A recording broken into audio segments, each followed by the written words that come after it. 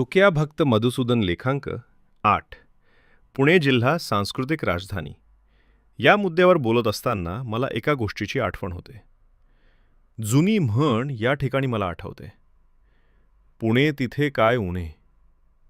वास्तविक पुणे म्हटलं की इथे आपोआप संत ज्ञानोबा आणि संत तुकोबा या दोन संतांची प्रकर्षाने आठवण होते. विशेषतः जगद्गुरू संत तुकाराम महाराज यांनी या पावन परिसरात निर्माण केलेल्या संत साहित्याला अलौकिक स्थान आहे. महाराष्ट्राला लाभलेल्या या जगद्गुरू संत तुकोबांच्या अभंग गाथ्याला न्यूयॉर्कमधील लॉगमन प्रकाशनाने विश्व साहित्य कोशात स्थान दिले, ही महाराष्ट्र व वारकऱ्यांसाठी गौरवान्वित गोष्ट आहे. डेव्हिड डॅम रॉश, सहयंदा जेन टायलस हे त्याचे प्रमुख संपादक आहेत.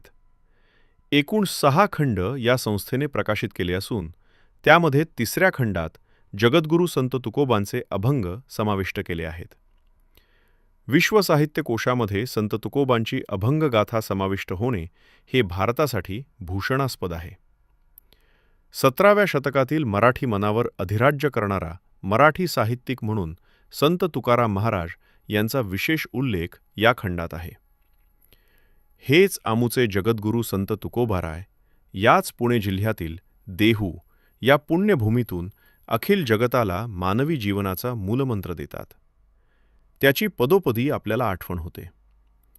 संत तुकोबारायांचे जीवनचरित्र अभंग काव्याचे अभ्यासक दिलीप चित्रे त्यांचं मत मांडताना असं म्हणतात की तुकोबांची गाथा ही वाङ्मयीन महाकृती आहे.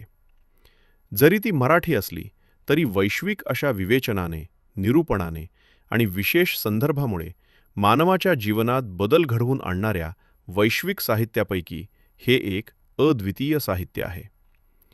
कारण त्यांच्या भाषाशैलीचा प्रभाव हा इतर भाषेवरती इतका अलौकिक आहे की मानवतावादी आणि सर्व संस्कृतीचे जतन करणाऱ्या काव्याचा मूलभूत विचार हा जगद्गुरू संत तुकोबारायांच्या वाणीतून, भाषेतून आणि साहित्यातून दिसून येतो.